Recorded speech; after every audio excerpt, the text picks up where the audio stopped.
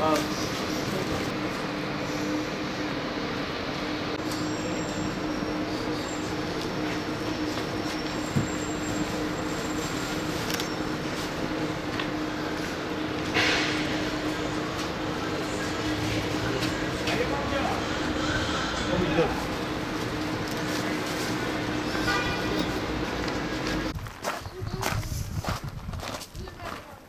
Alo, selam aleyküm. Abla nasılsın abla? İyisin inşallah. Bayramınız mübarek olsun. Abla bu Ercan'ın evidir değil mi? Abla siz de bizim fakirlerimizdensiniz. Bizde kaybınız var. Biz de hem yeni bir tespit yapıyoruz hem de bir parça kurban eti veriyoruz bayram dolayısıyla. Eğer müsaadenız varsa içeri bir bakabiliriz. Evet, okey.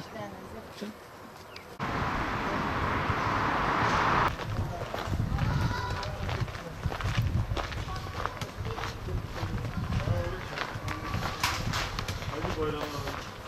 Bu isimleri Celil Kerim. Ali Celal. Çok kurban şimdi inşallah. Acele biz Umut Kervan'dan geliyoruz. Biz hem sana bir et getirdik hem de biz yeni tespit. Evvela gözleyeceğiz. Onun için adını Allah'a. Hadi.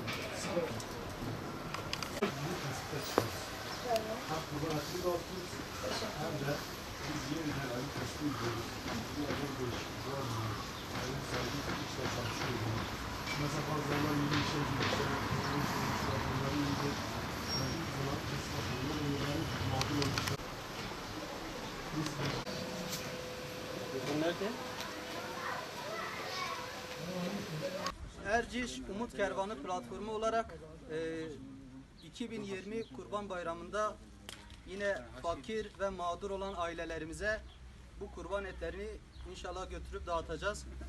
Burada katkısı olan arkadaşlarıma hepsine kendi adlarına çok çok teşekkür ediyorum. Allah-u Teala hepsinden razı olsun. Bu hayra vesile olan herkesten Allah razı olsun inşallah.